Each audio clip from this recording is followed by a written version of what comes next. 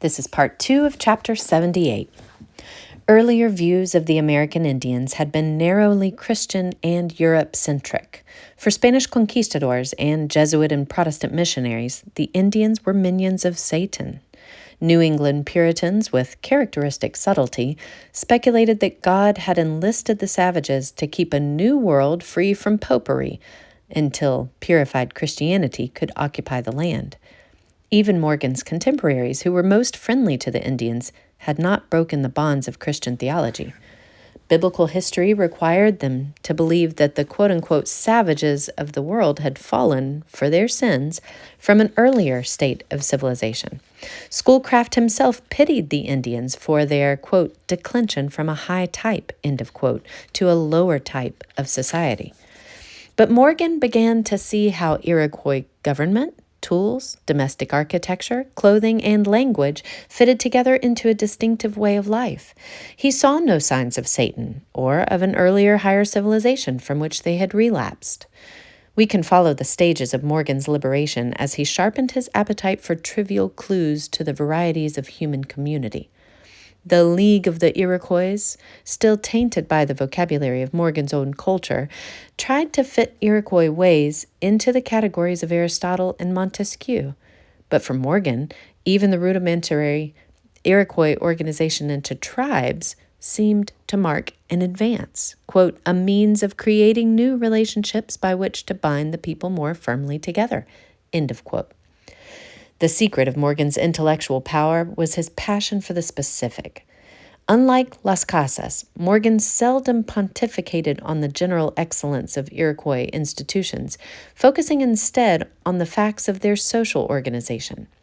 In 1856, when he joined a newly founded American Parliament of Science, the American Association for the Advancement of Science, in Boston, he was encouraged to collect the minutiae of Iroquois laws of consanguinity and descent so he could present them to the assembled scientists. The AAAS had been founded in 1848 by geologists and naturalists explicitly to nourish the incremental spirit, the democracy of facts against the genteel tradition of quote-unquote natural philosophy, general science, and the search for scientific panaceas, against that, quote, modified charlatanism which makes merit in one subject excuse for asking authority in others, end of quote. Quote, the absence of minute subdivision in the pursuit of science, the prevalence of general lecturing on various branches, the cultivations of a literature of science rather than of science itself, has produced many of the evils under which American science has labored and which are now passing away, end of quote. True to their love of specifics, the founders had prevented the bequest of James Smithson from being used for a general library of, quote, higher learning, and demanded that it be devoted to, quote, the increase and diffusion of knowledge, end of quote, which for them meant collecting all possible increments of knowledge. They secured the appointment, as first director of the Smithsonian, of Joseph Henry, famed for his improved design of electromagnets. He would amply fulfill their hopes, for example, by organizing the numerous volunteer weather observers into the nation's first scientific weather prediction service. Morgan's technical paper on the, quote, laws of descent of the Iroquois, delivered to the AAAS in 1856, detailed the Iroquois system of kinship, consanguinity, and tribal organization.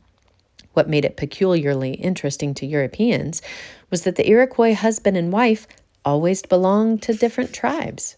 This, Morgan explained, resulted from a complex system of exogamy and taboo by which children were always assigned to the mother's tribe.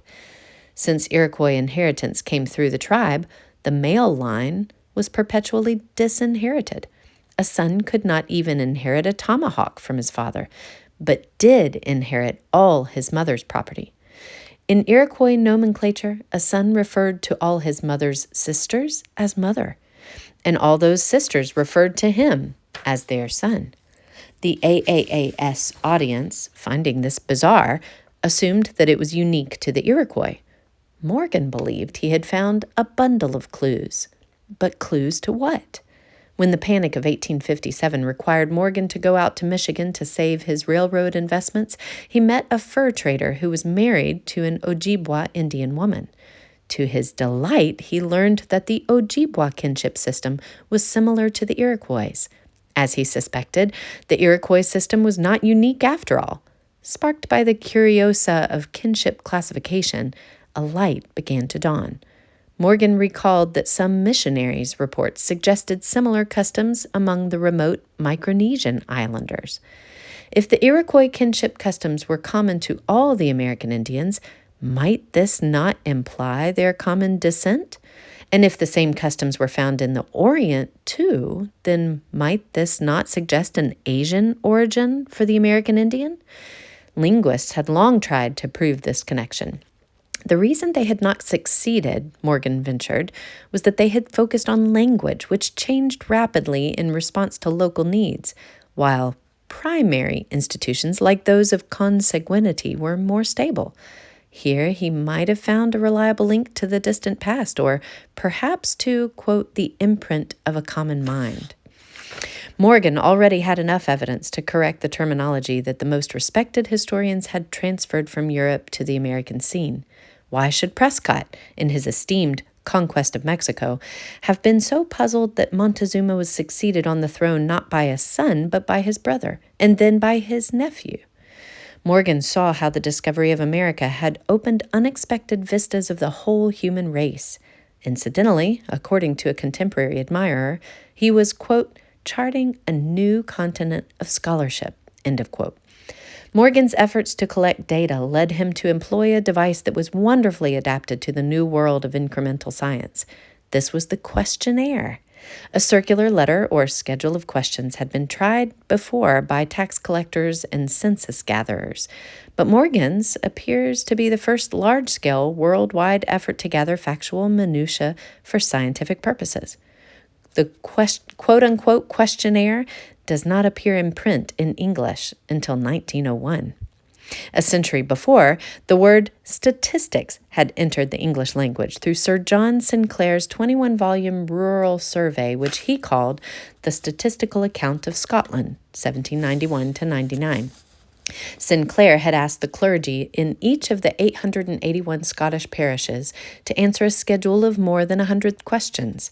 He had then pursued the non-respondents by 23 successive follow-up letters, aiming to complete, quote, an inquiry into the state of a country for the purpose of ascertaining the quantum of happiness enjoyed by its inhabitants and the means of its future improvement, end of quote.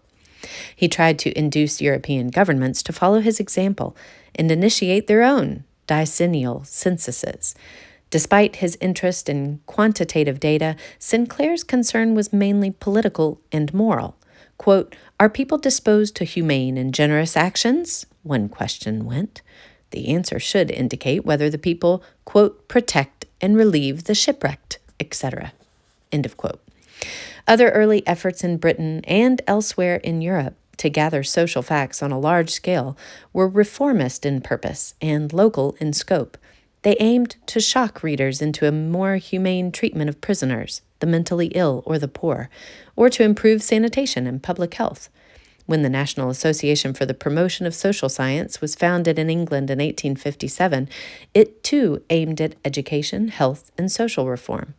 In France and in Germany, the pioneering statistical studies in the social sciences in the 19th century were local efforts to improve health and morals, to combat the evils of prostitution, and to better the lot of the poor, of factory workers and rural laborers.